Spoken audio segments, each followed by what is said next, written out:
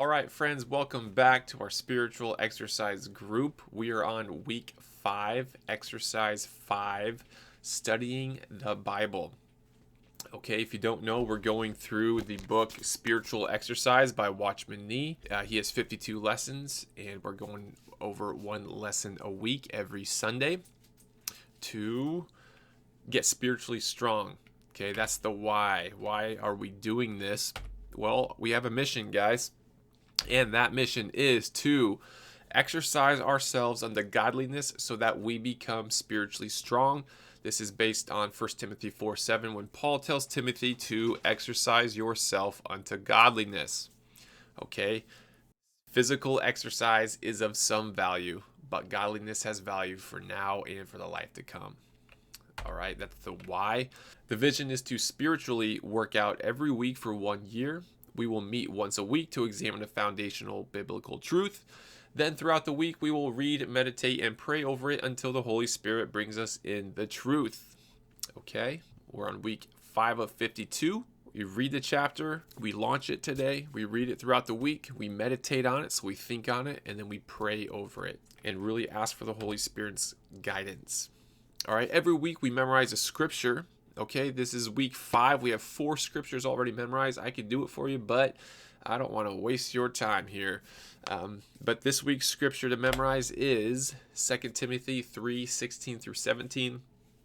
All scripture is breathed out by God and profitable for teaching, for reproof, for correction, and for training in righteousness, that the man of God may be complete, equipped for every good work. Let's memorize this.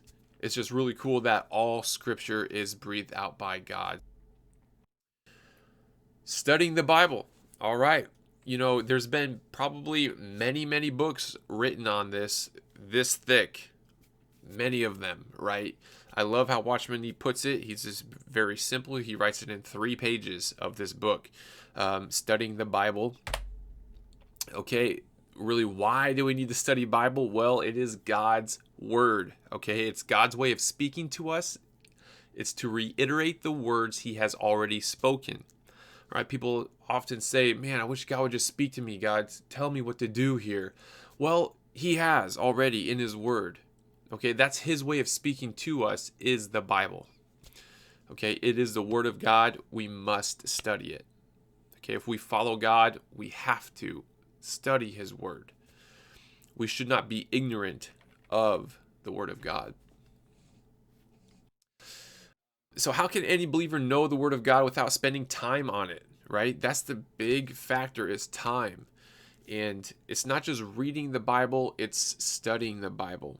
Okay, we need to recognize the importance of studying God's word at the very start of our Christian life. We have to recognize the importance, and I've been convicted of this myself. I need to read the Bible more. I wish I read the Bible more. I need to dive deeper into his word. And I think a lot of it is recognizing the importance.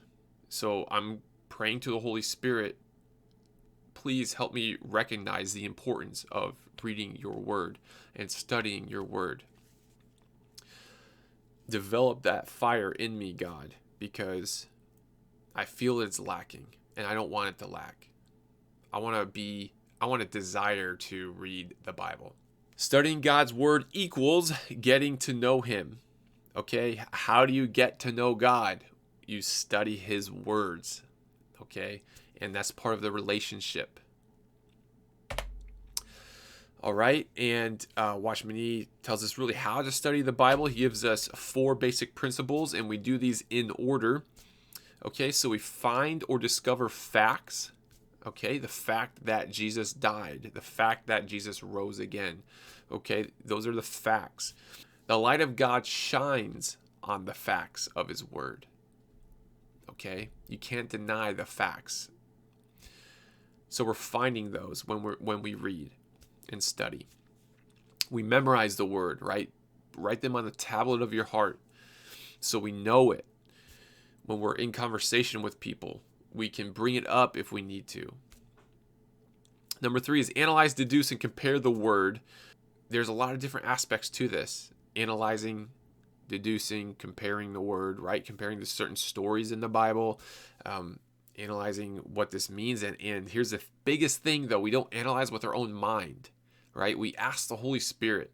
We rely on the Holy Spirit to reveal to us the truth, right? Because as soon as we start using our own mind and fleshly, it's not going to work. The Spirit's not in it. Okay, we have to rely on the Holy Spirit to reveal to us Scripture and what it means. Okay, through this, we're open to enlightenment. Okay, and that's the fourth one. After we do these, we receive enlightenment from God. Okay, that's the Holy Spirit revealing His word to us, the truth to us. And so, have you guys ever been enlightened when you're reading a scripture? Let me know in the comments below. A lot of the times I'll just read one verse and all of a sudden it'll be like, boom, like just stop there. And it's like, whoa, and I'll reread it, and then you'll close your eyes, you meditate on it, and you pray it back to God, and then you just kind of chew it up, right? And that's when you receive the enlightenment. We will be fed. This is the why. We will be fed. Our spirits will be fed, and we will be able to feed others. Okay. Have you ever fed other people by your enlightenment you received from reading scripture? Many pastors feed the congregation. Okay, so these are 4 basic principles how to study scripture. Practical hints in studying the Bible. I really like these hints that Watchman Nee gives. The Bible must be read daily and consecutively. Okay, daily is important, consecutively is important, because this is our everything. We learned last week in consecration, like, we're driven by love. We've been bought with a price. We serve God. We live to serve God. That's our vocation. So naturally, like, I think reading daily would be a part of that, right? I think reading daily is an excellent habit to always have your spirit fed and your spirit's not hungry. Watchman Nee recommends to begin with Matthew in the New Testament and Genesis in the Old Testament and just read it through. Read it in 2 different times of the day, morning and evening. Obviously, this isn't like you have to do this. This isn't a command, but really waking up in the morning, reading God's word, man, there's what's better than that. And I really think that gets your morning going. And I think also after your day is done, sometime in the evening, also reading the Bible is important as well. So the morning should be accompanied by prayer. All right, this is Watchman Nee's recommendation. This is to build up one's spiritual life. Okay, 3 or 4 verses is enough. Prayers with meditation should be mixed in. So Watchman Nee's saying, hey, in the morning it could be like a meditate, like get this small chunk of scripture, just pray, read this, meditate on it. Right. Then he said in the afternoon, the time's devoted to knowing more of God's word. Right. So a longer time spent reading.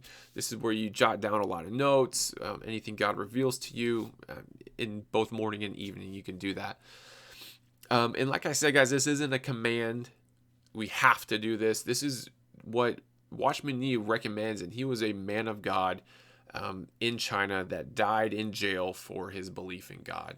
Right. So I think, he has, these are some really good tips, especially if you don't know where to get started. And I think it will develop over time. Just make sure, this isn't a methodical thing that you check it off the box. Oh, I did this. Now I'm in good graces with God. No, this is more, man, I want to do this to get to know God. I want to do this to love him and serve him and learn from him. All right. And that's pretty much it, guys. Short week this week. And let me know how everything's going in the comments. This is week 5. We're wrapping it up. So you read it, meditate on it, pray on it. God bless, guys. Take care.